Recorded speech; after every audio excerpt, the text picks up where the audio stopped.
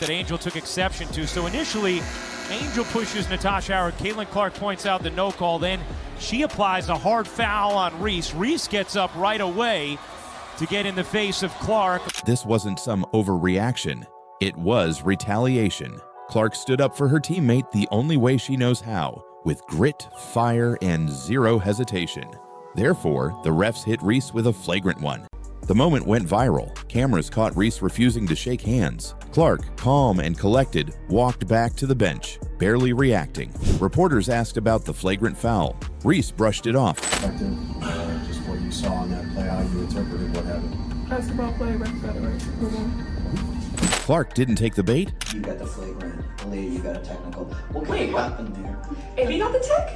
I know. Wait, what? I got the tech? No, they're not. Oh, first of all. I know. Because the moment this play went viral, fans didn't rush to defend her. They didn't call for fair officiating or demand player safety. They attacked her. They said she pushed off, that she flopped, that she should get used to the W. Body back. Now watch this. Now this is it right here. Pow Pow is on her. Pow Pow grabs her hip. You see here. So Caitlin's trying to blow by Tina Pow Pow. Tina Pow Pow is not a good enough defender to play flat like this. 2 hands on Caitlin Clark's jersey. Then she goes around the hip. Every time she takes a bump, it's dismissed as soft. When she draws contact, it's ignored. When she creates space, it's vilified. It's a lose-lose, and fans are catching on. Therefore, the question becomes, who benefits from this? Who gains when the league's biggest name is forced to play under a different rulebook? Maybe it's the rivals hoping to knock her off her pedestal. Maybe it's the critics waiting for her to stumble. Or maybe it's a system too slow to evolve, clinging to outdated ideas about how stars should act and who gets to be one. And like the referees, Caitlin has been on the receiving end of 1 foul. I'd say she's probably committed 2 offensive fouls, but she has also been on the receiving end of about 8 or 9 defensive fouls over these 2 games. 1 whistle was blown. 1 whistle was blown. In her first 2 games of the 2025 preseason, she was fouled constantly. But how many times did she draw a whistle? Once. That's not just bad officiating. That's exposure. The cameras don't lie. Fans see what's happening. And now they're asking why no one in charge is stepping in. So now the league has a choice. Protect its rising star, or let the targeting continue until the damage is irreversible. She is highly likable. I think that lends itself to her popularity as she comes across as somebody that's really just respectful, likable. There's other players out there that just don't come across that way. This goes beyond one missed call. This is a league-wide issue. Because if the WNBA can't protect its biggest draw, its most marketable name, what message does that send? But whatever the reason, the WNBA is playing with fire because Caitlin Clark isn't going anywhere. She's only getting better, stronger, sharper, and if the league doesn't evolve with her, it's going to get left behind. So in 2024, she averaged 16.5 points per game, 4 assists, 5.5 rebounds. She shot 37% from the field and 31.8% from 3. Now, if you look at her preseason in 2025, she only played 2 games in this preseason, and 1 was against that Brazilian national team. She played 21 minutes. So here's the question. Did Caitlin Clark just take the crown? Or is Angel Reese about to come back stronger than ever? The Caitlin Clark push-off situation is something that we have to talk about because everyone is going mad about it. New footage just dropped, and what it shows will shock you. Caitlin Clark, the face of women's basketball, was double grabbed, hip checked, and hacked in a single play. Just another year and another case of WNBA referees not making the right calls when it comes to Caitlin Clark. I'm not sure what the refs saw to upgrade it, and that's up to their discretion after watching the initial whatever happened. This wasn't just a game. This was a statement, a battle, a brawl in sneakers. Caitlin Clark versus Angel Reese. The moment the entire WNBA had circled in red. And what happened next will shock you. Because Caitlin Clark didn't just win. She dominated. She humiliated. And just when the dust seemed to settle, a flagrant foul, a heated standoff, and a stare down at half court sent the entire league into chaos. It looked more like a bear hug than a basketball play, and yet, no whistle. Caitlin Clark's statue. In order for them to gain separation, they kind of stick their forearm out there because they're getting bear hugged. The other defensive player won't let them cut across to the lane. Clark tried to fight through it, pulled up for a deep three, and drilled it. But the damage was done, not to the scoreboard, to the narrative. Not an offensive foul, and if it's an offensive foul, the offensive foul comes way after the defensive foul. Even if it wasn't for the hand, I don't think that that's enough of a push-off to call an offensive foul, especially when the defensive player is off balance. Caitlin Clark buried a three from the logo just minutes into the first quarter, and you could almost feel the fuse light. But the biggest explosion, that came later, in a moment so wild, so raw, the cameras couldn't look away. After a missed shot and a fight for a rebound, Clark and Reese tangled in a way that had the entire arena on its feet. The result, a flagrant foul, a viral highlight. The on-court ruling of a personal foul on Caitlin Clark has been upgraded to a flagrant foul penalty 1. And a question that fans are still debating. Did Angel Reese cross the line? And here's the twist. This wasn't some overreaction. It was retaliation. Clark stood up for her teammate the only way she knows how, with grit, fire, and zero hesitation. Therefore, the refs hit Reese with a flagrant one. The internet divided. Some said Clark flopped. Others praised her intensity, but no one could deny the electricity that moment brought. And through all of this chaos, Clark kept playing her game. She hit another deep three. Here's Clark firing and hitting. She dished out assist after assist. She ran the offense with poise most rookies can only dream of. There's a lot bigger problems with the referees than a player who gets hacked 94 feet most games pushing off. That's all I'm going to say. And while Clark keeps playing through it with poise and professionalism, others are watching closely. Other rookies, other stars, kids at home dreaming about playing in this league someday. Because if the WNBA allows this to keep happening to its brightest light, how can it expect to attract the next generation of talent? And what about the Indiana Fever? They've rebuilt everything around Clark. Their offense, their brand, their future. She's not just the engine. She's the spark that makes the whole machine run. Meanwhile, Reese was clearly frustrated. Her body language shifted. She missed close-range shots. She argued with refs. Banham flicks it ahead. Reese goes in. And with every Clark basket, the gap on the scoreboard widened. But it wasn't just about the points, it was about control. Clark had it, Reese lost it, and by the fourth quarter, the Sky were in free fall. Chicago's defense broke down. Indiana kept feeding Clark, and she kept delivering. A hesitation dribble, step back three. 4 seconds left. Clark fires. You bet! Splash. But let's rewind.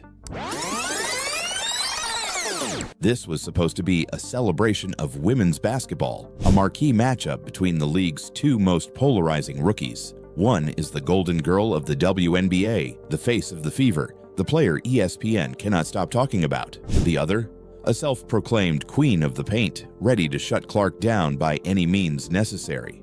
Yet what we got was something far more intense than anyone expected. From the opening tip, the tension was obvious. The crowd knew it. The broadcasters felt it. Every possession had a little extra push, a little extra shove. That shot didn't just tie the game, it flipped the momentum and it set a tone. Therefore, this battle became less about team strategies and more about who could outshine the other. Kelsey Mitchell joined the firefight, scoring on tough jumpers.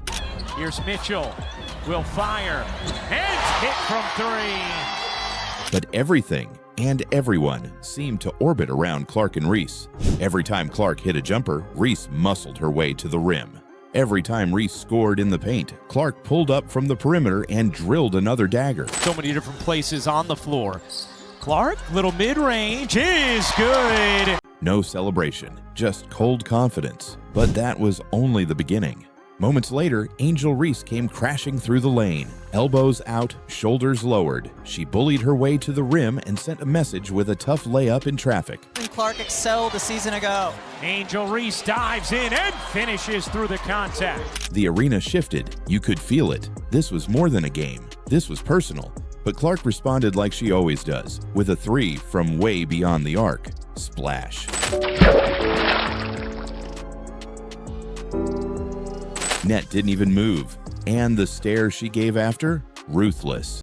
But something snapped in the second half. A rebound bounced high off the rim. Both Clark and Reese went for it. Arms tangled, hands fought, and then it happened. Clark ripped at the ball with pure aggression. Reese held tight. The two locked eyes. Neither backed down, and the arena exploded. Replay showed it clearly. Reese shoved Clark's teammate before the scrum, and Clark saw it. That's what lit the fire. That Angel took exception to. So initially, Angel pushes Natasha Howard. Caitlin Clark points out the no call. Then she applies a hard foul on Reese. Reese gets up right away to get in the face of Clark. That moment wasn't about ego or attitude. It was about loyalty. Clark saw her teammate get hit. She saw no whistle, and she acted. Therefore, what looked like a petty fight was actually something much deeper. It was Clark doing what leaders do, protecting her team and sending a message. We're not backing down. And this is where the narrative shifts. For months, critics have questioned whether Caitlin Clark could survive in the WNBA. Too flashy, too soft, too hyped. But this game, this blowout, flipped all of that on its head. Not only did Clark dominate statistically, she showed toughness, leadership, and fire. She averaged 14.5 points, 6 assists, 6 rebounds. She shot 52.5% from the field and 50% from three-point range. So what comes next? Will the officials finally step up? Will the league send a message that physicality has limits, even in the W? Or will they keep letting her get mauled on national television while pretending it's all part of the game? That's the cliff we're standing on, because fans aren't just watching the plays anymore, they're watching the patterns. And if something doesn't change soon, the WNBA might find out what happens when the biggest name in the game starts asking, why am I being treated like this? What happened next will change how you see the entire league. Hi, I'm Caitlin Clark, guard for the Indiana Fever. Gets bumped, will take, and hit from three. The moment the clip hit the internet, it was impossible to ignore. Caitlin Clark, in just her second preseason game of 2025, was swarmed by the Atlanta Dream defense. But this wasn't your average hard-nosed basketball. This was something different. As Clark dribbled to the wing, defender Tahina Pow didn't just get into a defensive stance. She grabbed with both hands, one clutching the side of Clark's jersey, the other yanking at her hip.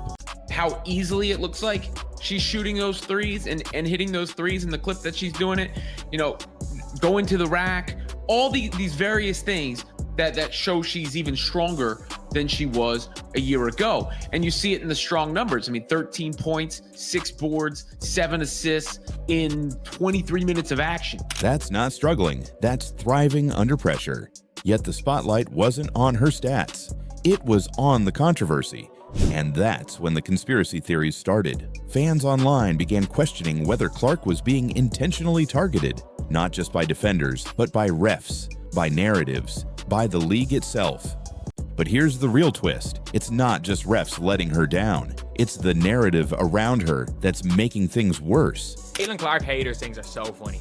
It's like, oh, the only reason Caitlin Clark shoots from 30 feet is because she knows if she tried to shoot from anywhere closer, she'd be found out for a lack of skill. And I'm like, are you okay? Oh, are you okay in the head?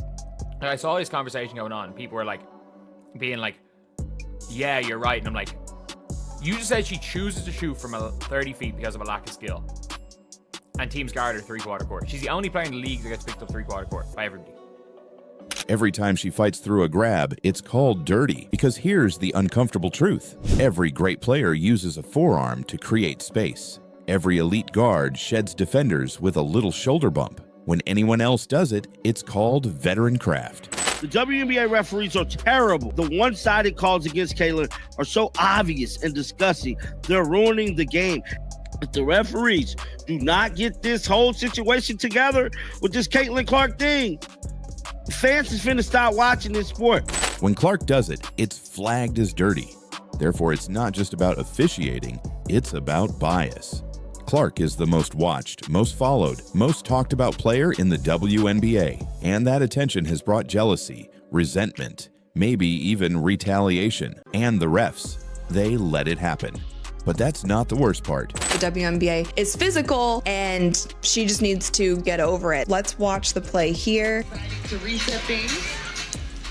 As you can see, she dribbles over to the wing, pushes off a little bit, and hits that three. Now, if you slow things down and if you actually go frame by frame, you can see that Pow Pow had two hands on Caitlin. It wasn't just a one-hand hand check. She was kind of grabbing her with two hands. Instead of calling out the defenders for physical fouls, the internet turned against Caitlin, accusing her of pushing off, flopping, and needing to toughen up. She's going up against Pow Pow and she does a step back three, she hits it, but the internet is going wild for this because they are complaining about her pushing off with her left arm. Therefore, if you think this was just another regular season matchup, think again. What happened between Caitlin Clark and Angel Reese might change the WNBA forever, not just because of the final score, but because of what it revealed about two of the league's biggest stars. And by the end of this story, you'll understand exactly why this feud is about more than basketball. It's about legacy, power, and who gets to own the spotlight in the new era of the WNBA. From the very first possession, this wasn't basketball, this was war. And the first shot fired, it came from Caitlin Clark. With the Sky up early, Clark was fouled on a hard drive to the rim. Here's Clark working through some contact. Clark diving in, gets the whistle. She didn't flinch, just stepped to the line, nailed both free throws, and stared down the Chicago bench. Caitlin Clark isn't just another player. She's the one selling out arenas, the one breaking preseason viewership records, the one dragging a struggling franchise into the national spotlight. And yet, she's getting hacked, grabbed, and shoved without consequence. She's the only player in the league that gets picked up three-quarter court by everybody. And people are saying it's because of a lack of skill she gets picked up three-quarter court. Absolute madness. Absolute madness. But it's just a crazy situation. And like we all saw, Caitlin did not shoot a free throw.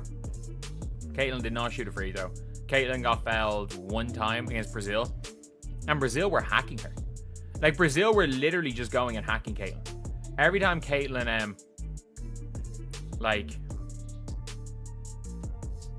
did anything, they were just fouling her because they knew they couldn't do anything else, so they hacked her. Crowd goes wild, and with just over a minute to play, Clark launched another bomb from deep. Here's Clark firing. Back-to-back threes that silenced the haters and sealed the win. Therefore, this wasn't just a win, it was a statement. Caitlin Clark didn't just beat Angel Reese, she exposed her. The difference in composure, skill, and leadership was undeniable. And just when it seemed like the rivalry had reached its peak, something else happened. With the final buzzer echoing through the arena, the scoreboard told one story. Indiana Fever, 93, Chicago Sky, 58. But the real story? That was playing out off the court. Because while Caitlin Clark walked off the floor with a triple-double and the spotlight firmly on her, Angel Reese was left staring into space, frustrated, furious, and maybe, just maybe, outmatched.